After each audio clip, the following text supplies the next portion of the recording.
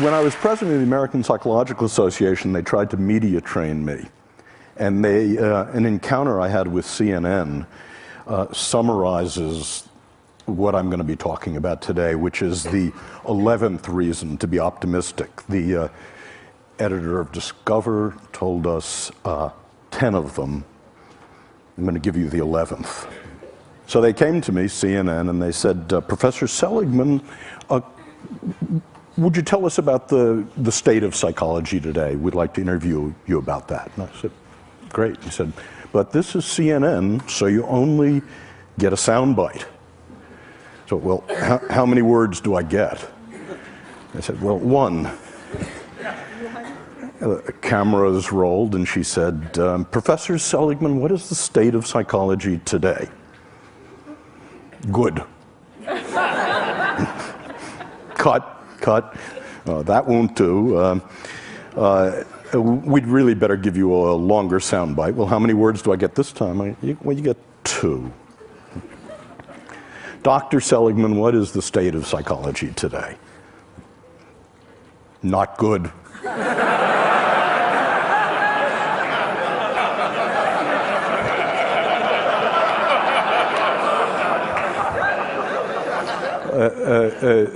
Look, Dr. Seligman, we can see you're really not comfortable in this medium. We'd better give you a real soundbite. This time you can have 3 words. And, Professor Seligman, what is the state of psychology today? Not good enough. And that's what I'm going to be talking about. I want to say why psychology was good, why it was not good, and how it may become, in the next 10 years, good enough. And by parallel summary, I want to say the same thing about technology, about entertainment and design, because I think the issues are very similar. So why was psychology good? Well, for more than 60 years, psychology worked within the disease model. 10 years ago when I was on an airplane and I introduced myself to my seatmate and told them what I did, they'd move away from me. And because quite rightly, they were saying psychology is about finding what's wrong with you, spot the loony. And now when I tell people what I do, they move toward me. And what was good about psychology, about the $30 billion investment NIMH made, about working in the disease model, about what you mean by psychology, is that 60 years ago, none of the disorders were treatable. It was entirely smoke and mirrors. And now 14 of the disorders are treatable, 2 of them actually curable. And the other thing that happened is that a science developed, a science of mental illness, that we found out that we could take fuzzy concepts like depression, alcoholism, and measure them with rigor. That we could create a classification of the mental illnesses, that we could understand the causality of the mental illnesses. We could look across time at the same people, for example, who are genetically vulnerable to schizophrenia, and ask what the contribution of mothering, of genetics are. And we could isolate third variables by doing experiments on the mental illnesses. And best of all, we were able in the last 50 years to invent drug treatments and psychological treatments. And then we were able to test them rigorously in random assignment, placebo-controlled designs, throw out the things that didn't work, keep the things that actively did. And the conclusion of that is that psychology and psychiatry of the last 60 years can actually claim that we can make miserable people less miserable. And I think that's terrific. I'm proud of it. But what was not good, the consequences of that, were 3 things. The first was moral, that psychologists and psychiatrists became victimologists, pathologizers, that our view of human nature was that if you were in trouble, bricks fell on you. And we forgot that people made choices and decisions. We forgot responsibility. That was the first cost. The second cost was that we forgot about you people. We forgot about improving normal lives. We forgot about a mission to make relatively untroubled people happier, more fulfilled, more productive. And Genius, high talent, became a dirty word. No one works on that. And the third problem about the disease model is in our rush to do something about people in trouble, in our rush to do something about repairing damage, it never occurred to us to develop interventions to make people happier, positive interventions. So that was not good. And so that's what led people like Nancy Etkoff, Dan Gilbert, Mike Csikszentmihalyi, myself to work in something I call positive psychology, which has three aims. The first is that psychology should be just as concerned with human strength as it is with weakness. It should be just as concerned with building strength as with repairing damage. It should be interested in the best things in life, and it should be just as concerned with making the lives of normal people fulfilling and with genius, with nurturing high talent. So, in the last 10 years, and the hope for the future, we've seen the beginnings of a science of positive psychology, a science of what makes life worth living. It turns out that we can measure different forms of happiness, and any of you for free can go to that website and take the entire panoply of tests of happiness. You can ask, how do you stack up for positive emotion, for meaning, for flow, against literally tens of thousands of other people. We created the opposite of the diagnostic manual of the insanities, a classification of the strengths and virtues that looks at the sex ratio, how they're defined, how to diagnose them, what builds them and what gets in their way. We found that we could discover the causation of the positive states, the relationship between left hemispheric activity and right hemispheric activity as a cause of happiness. I've spent my life working on extremely miserable people, and I've asked the question, how do extremely miserable people differ from the rest of you? And starting about 6 years ago, we asked about extremely happy people, and how do they differ from the rest of us? And it turns out there's one way, very surprising, they're not more religious, they're not in better shape, they don't have more money, they're not better looking, they don't have more good events and fewer bad events. The one way in which they differ, they're extremely social. They don't sit in seminars on Saturday morning. They don't spend time alone. Each of them is in a romantic relationship, and each has a rich repertoire of friends. But watch out here. This is merely correlational data, not causal, and it's about happiness in the first Hollywood sense I'm going to talk about. Happiness of ebullience and giggling and good cheer. And I'm going to suggest to you that's not nearly enough in just a moment. We found we could begin to look at interventions over the centuries, from the Buddha to Tony Robbins. About 120 interventions have been proposed that allegedly make people happy. And we find that we've been able to manualize many of them, and we actually carry out random assignment efficacy and effectiveness studies. That is, which ones actually make people lastingly happier. In a couple of minutes, I'll tell you about some of those results. But the upshot of this is that the mission I want psychology to have, in addition to its mission of curing the mentally ill, in addition to its mission of making miserable people less miserable, is, can psychology actually make people happier? And to ask that question, happy is not a word I use very much. We've had to break it down into what I think is askable about happy. And I believe there are three different, and I call them different because different interventions build them. It's possible to have one rather than the other.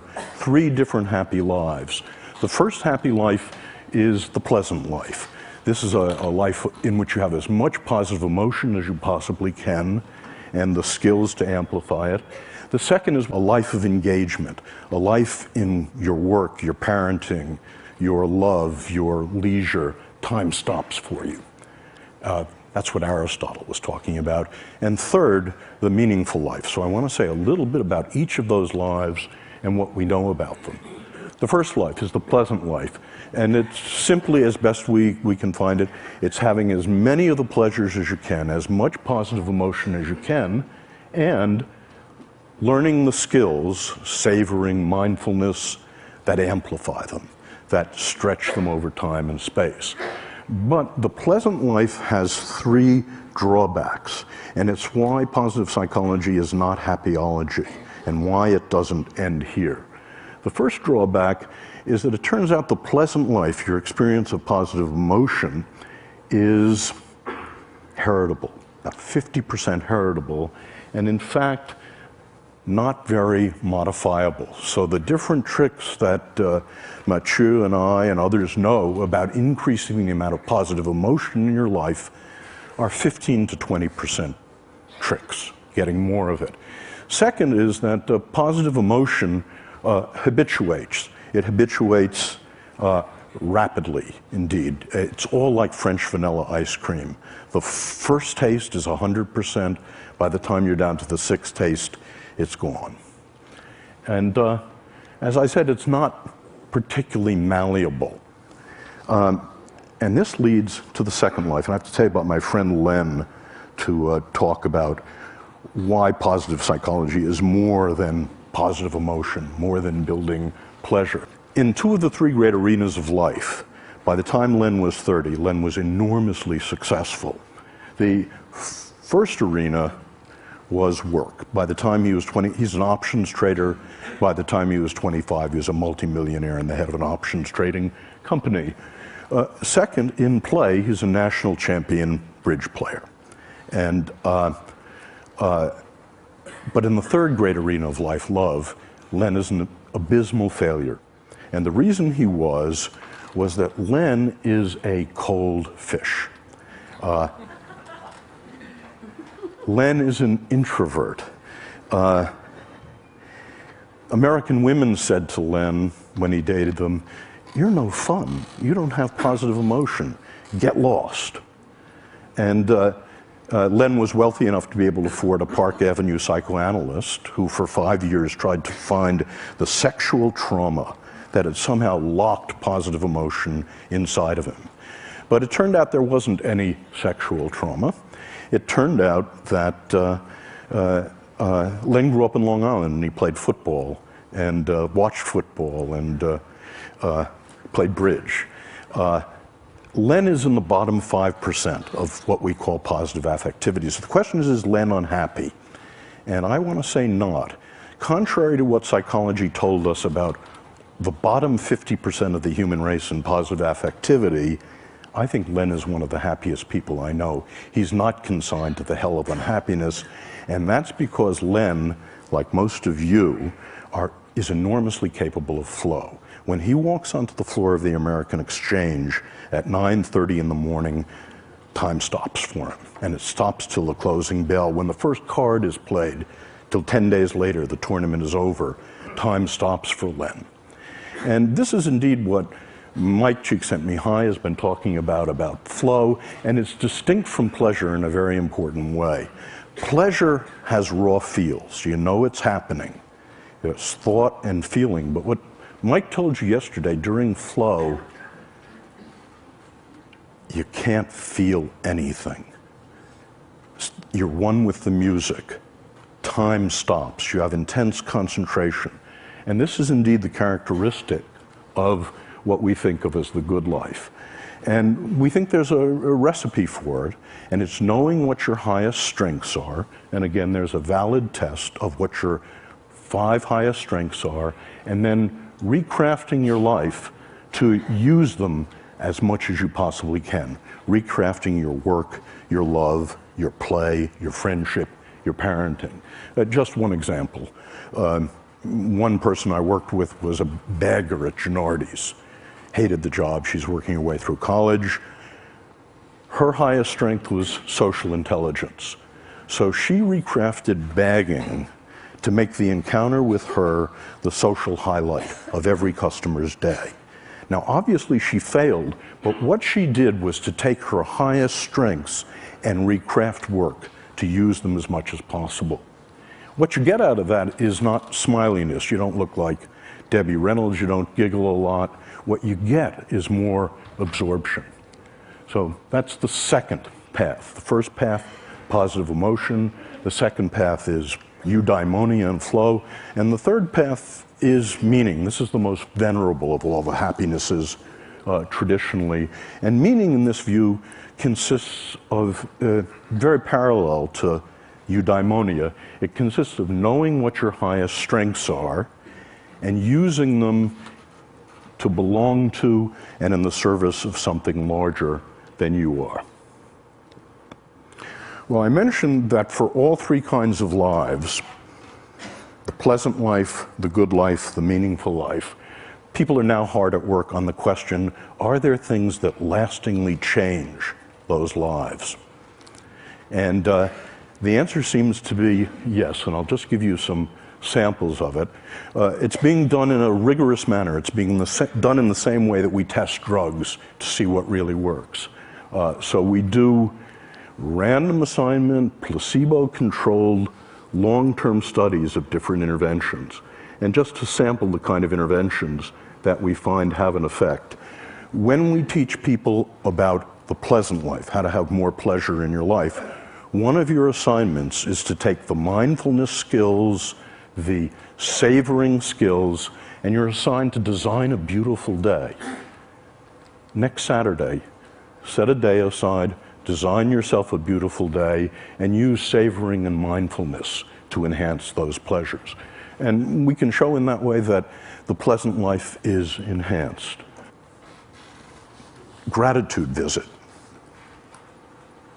I want you all to do this with me now, if you would. Close your eyes. I'd like you to remember someone who did something enormously important that changed your life in the good direction, who you never properly thanked. The person has to be alive. Okay? Now, okay, you can open your eyes. I hope all of you have such a person. Your assignment when you're learning the gratitude visit is to write a 300-word testimonial to that person, call them on the phone in Phoenix, ask if you can visit, don't tell them why, show up at their door, you read the testimonial. Everyone weeps when this happens. And what happens is when we test people 1 week later, a month later, 3 months later, they're both happier and less depressed. Another example is a strength state in which we get couples to identify their highest strengths on the strengths test and then to design an evening in which they both use their strengths. And we find this is a strengthener of relationships. And fun versus philanthropy, but it's so heartening to be in a group like this in which so many of you have turned your lives to philanthropy. Well, my undergraduates and the people I work with haven't discovered this, so we actually have people do something altruistic and do something fun, and to contrast it. And what you find is when you do something fun, it has a square wave walk set. When you do something philanthropic to help another person, it lasts, and it lasts. So those are examples of positive interventions. So the next to last thing I want to say is we're interested in how much life satisfaction people have. This is really what you're about. And that's our target variable. And we ask the question, as a function of the 3 different lives, how much life satisfaction do you get? So we ask, and we've done this in 15 replications involving thousands of people, to what extent does the pursuit of pleasure, the pursuit of positive emotion, the pleasant life, the pursuit of engagement, time stopping for you, and the pursuit of meaning contribute to life satisfaction? And our results surprised us. They were backward of what we thought. It turns out the pursuit of pleasure has almost no contribution to life satisfaction. The pursuit of meaning is the strongest, and this is the pursuit of engagement is also very strong. Where pleasure matters is if you have both engagement and you have meaning, then pleasure is the whipped cream and the cherry, which is to say the full life, the sum is greater than the parts if you've got all 3. Conversely, if you have none of the 3, the empty life, the sum is less than the parts.